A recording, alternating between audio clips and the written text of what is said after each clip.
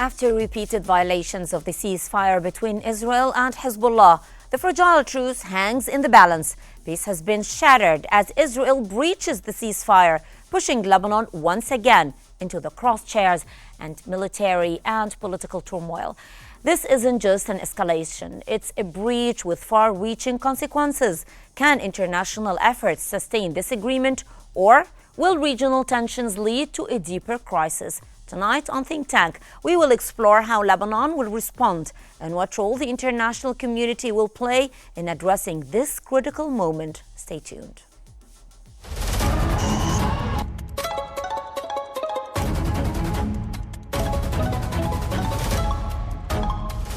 Our world is becoming unhinged.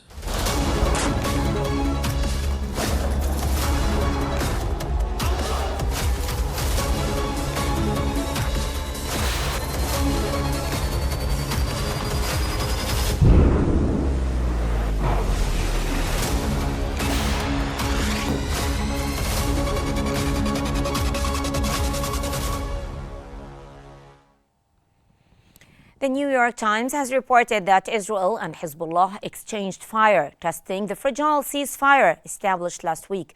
Israel launched airstrikes on Hezbollah targets in Lebanon. While both sides accuse each other of violations, Israel is citing Hezbollah's proximity to the border and Hezbollah blaming Israeli provocations. The ceasefire, mediated by the U.S. and France, has largely held, but tensions remain high. Israel remains focused on Gaza, though fears persist that Hezbollah may use the truce to rebuild its forces, with leaders warning of strict enforcement and consequences for violations. Despite the ongoing tensions, both sides appear cautious about escalating the conflict as international efforts to maintain peace become increasingly vital. South Korean President Yoon Suk-yeol declared an emergency martial law on Tuesday, accusing the country's opposition of controlling the parliament, sympathizing with North Korea and paralyzing the government with anti-state activities. He made the announcement during a televised briefing, vowing to eradicate pro-North Korean forces and protect the constitutional democratic order. It wasn't immediately clear how the steps would affect the country's governance and democracy.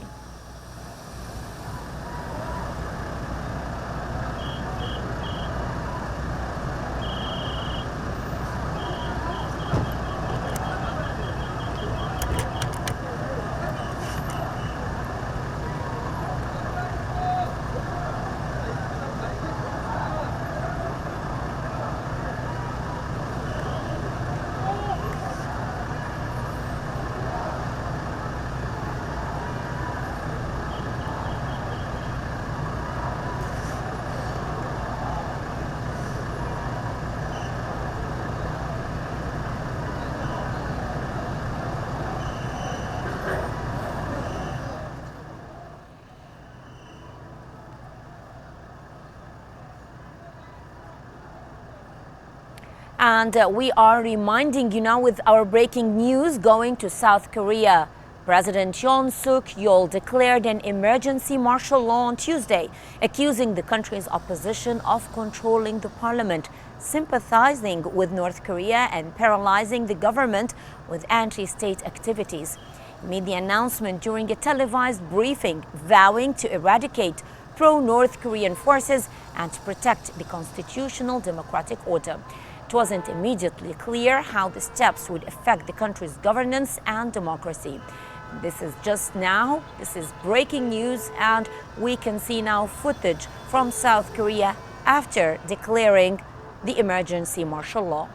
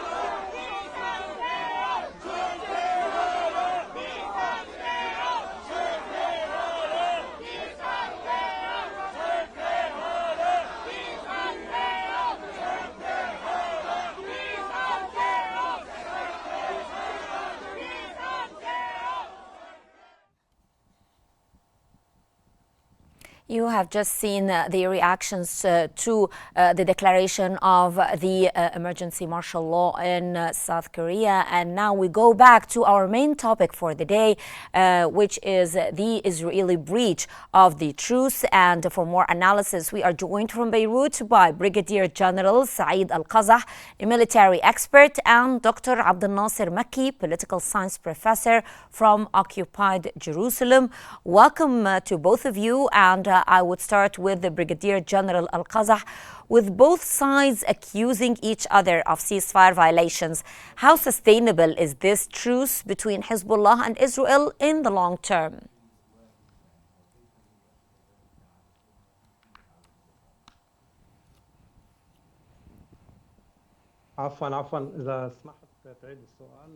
Okay, I'm going to repeat my question to you, sir. With both sides accusing each other of ceasefire violations, how sustainable is this truce between Hezbollah and Israel in the long term? Do you expect this truce to hold on for a while?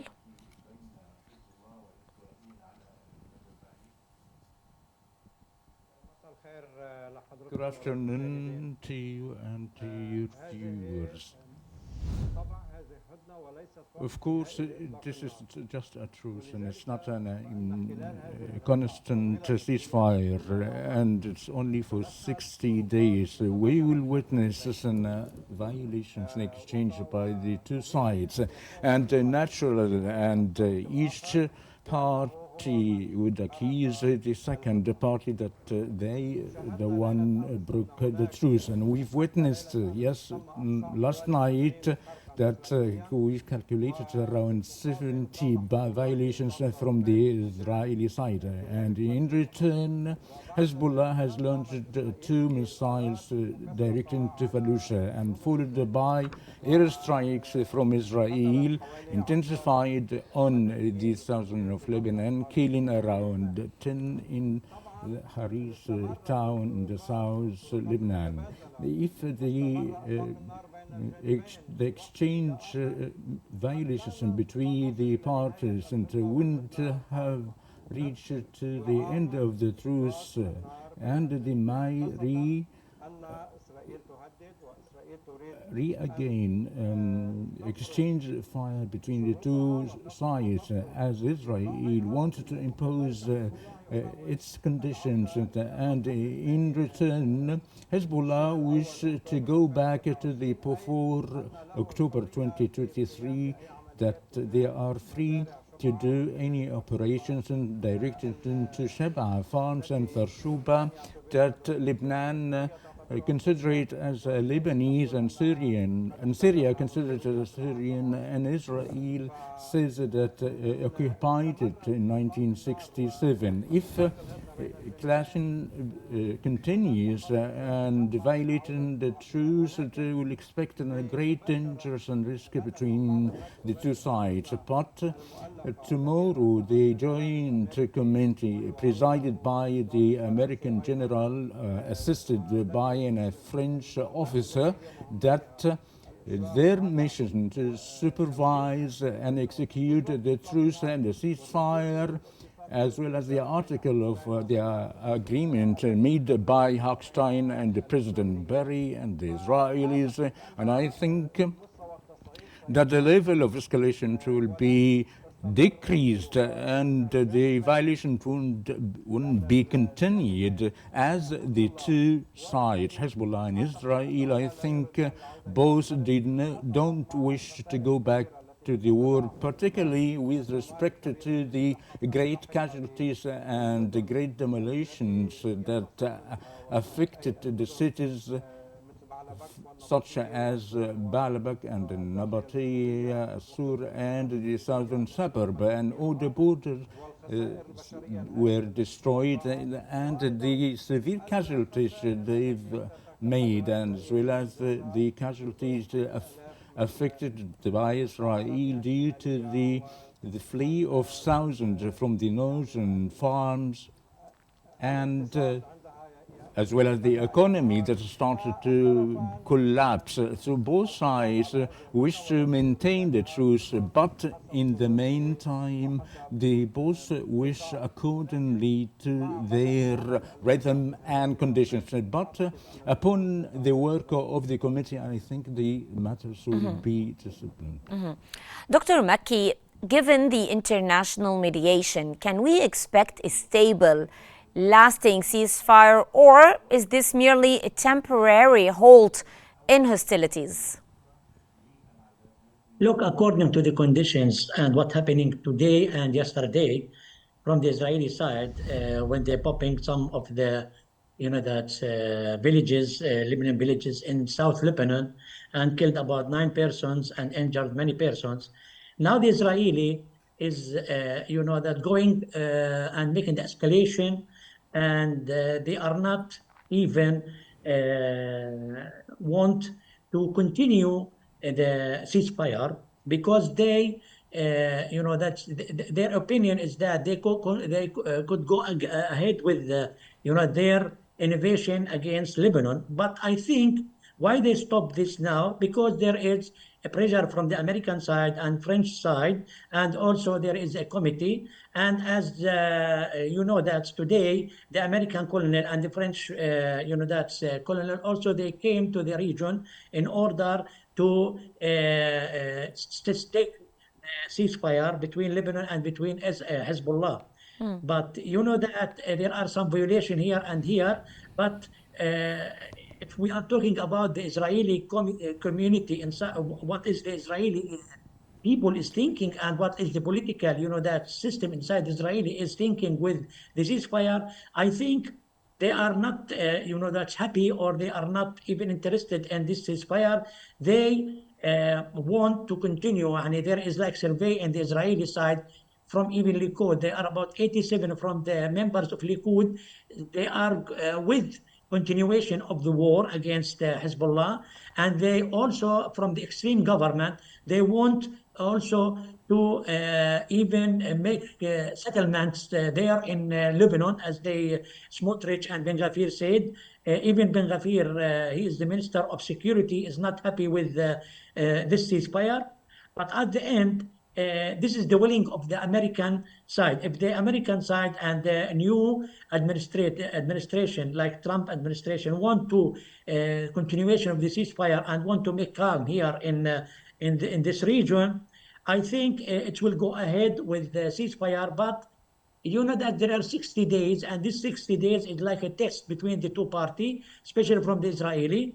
Now the people, the settlers from the north part of Israel, they are not come back to their settlements, while the villagers from the South Lebanon, they came back to some villages.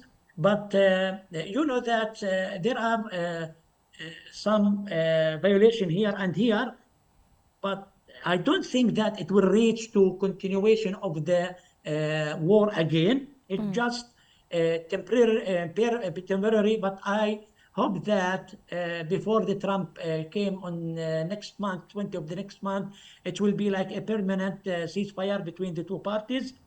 And Israeli want to even focusing on the southern front in Gaza, and also they want also to focus on their the internal issues, like that there are problem in the economic side in Israel, and also even the army is have some difficulty. Okay. So I think the ceasefire will stay sustain, and I think it will be back to be as permanent.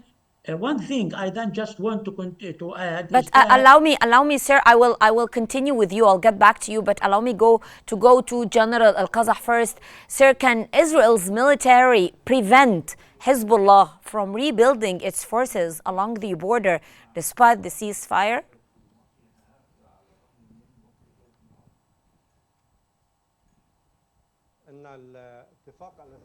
The agreement made by the Israeli side and the American and President Perry will prevent Hezbollah to enter the south of Lithuania, but would ask it to go out within the 60 days to exit their compact and arms, as well as the ammunition stores, starting from the south of Lithuania to be extended throughout Lebanon.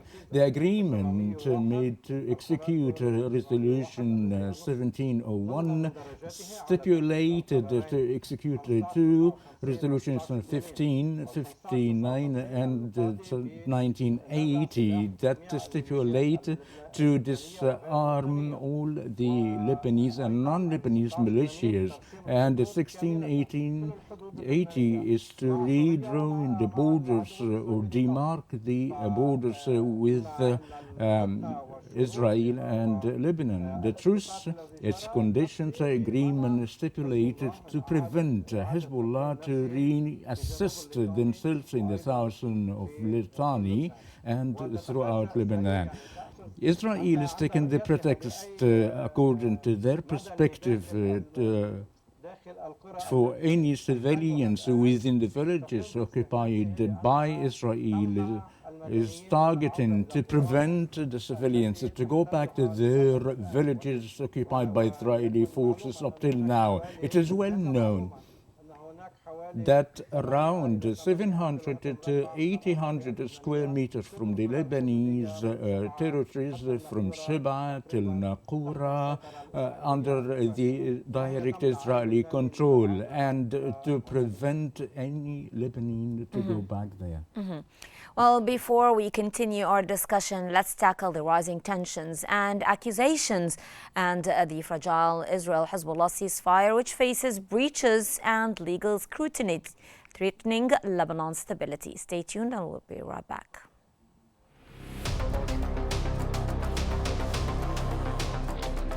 The ceasefire between Israel and Hezbollah, brokered in the wake of intense clashes in Lebanon, faces significant challenges after allegations of breaches by both sides.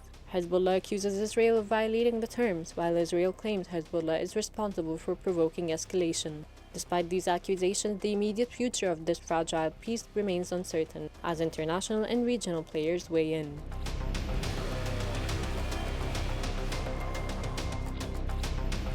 Ceasefire agreement, though its signing has been welcomed and held optimism, shows clear gaps in its enforcement. The United Nations Interim Force in Lebanon, UNIFIL, has called for both parties to respect the truce, while France has stressed the importance of adhering to the ceasefire term, underscoring the need for both sides to avoid further escalation. The U.S. response has shown concern, urging both parties to engage diplomatically to prevent a wider regional conflict. Israel's military stance remains assertive, though the risk of triggering a broader regional conflict, especially considering Syria's involvement, cannot be ignored. The international dimension of the ceasefire breaches further complicate the prospects for lasting peace.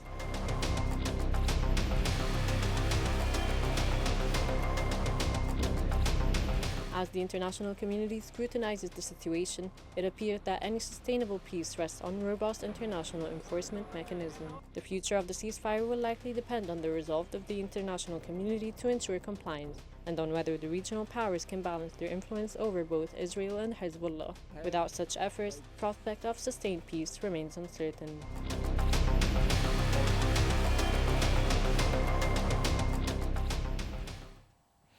Welcome back. And before the break, I was talking to both gentlemen. So I'll go back to you, Dr. Mekki, and you wanted to add something. But let me ask you, with tensions simmering on both fronts, can we anticipate any external pressure, particularly from the U.S. and France, to enforce the ceasefire?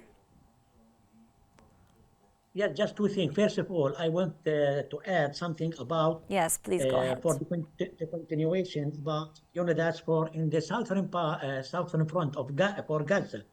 I think if the Gaza war has been finished, or that means they will be calm and the ceasefire will continue on the south of Lebanon and between Lebanon and Israel, Hezbollah and Israel. So this is one thing. Because as you know, when Hezbollah started the war against Israel attacks, it was the day after the 7th of October last year. It was like supporting for Gaza.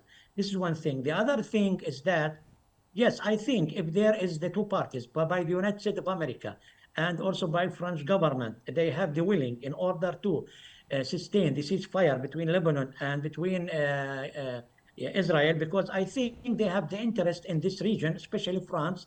So, and also the new administration in the America, in the Trump administration, I think, yeah, they could have the pressure, and also they could have, as they now will form a committee, and this committee will be consist from five parties, from the UNIFIL and from the Israeli and Lebanon, and also from France and from the United States of America, which will, that's even watch all any violations against each other. And that means it will be decrease, that's the escalation and the violation against each other. So this is this is the thing that I anticipated, that I think that, yeah, the ceasefire will turn from to be as, from temporarily to permanent for the two sides in the future. And I think according to the agreement, if you read the articles of the agreement, you could see that the two parties, they agree to some points, like the Hezbollah will return back to the Litani river, and also the Israeli will withdraw or deploy in 60 days, and the Lebanon army will deploy in the south part of Lebanon. That means they will be will be the legal that's army, which will be on the borders between Israel and between Lebanon. Okay. General Qazah, in your opinion, what would be the immediate military and political consequences if the ceasefire collapses?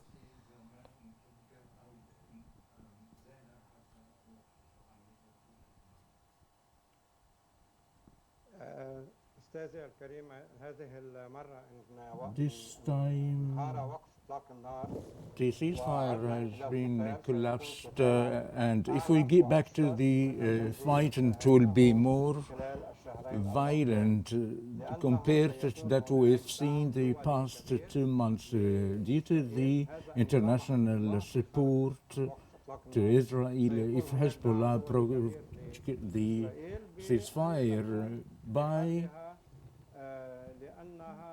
or to continue its war, because